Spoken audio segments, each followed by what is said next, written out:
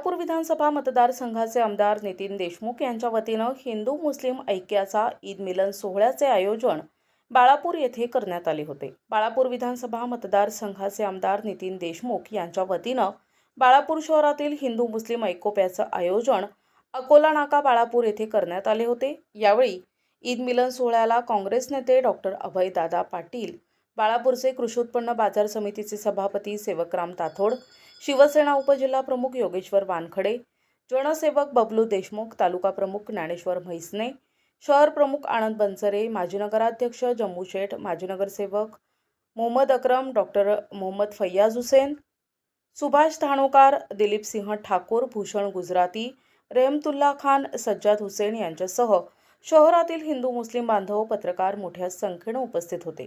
तसेच आमदार नितीन देशमुख यांनी आयोजित केलेल्या ईद मिलन सोहळ्यामध्ये फराळ शिरखुर्माचे सर्वांनी आस्वाद घेतला। या कार्यक्रम यशस्वी करण्यासाठी बाळापूर शहरातील शिवसेना उबाठाचे पदाधिकारी आणि कार्यकर्ते यांनी अथक परिश्रम घेतले।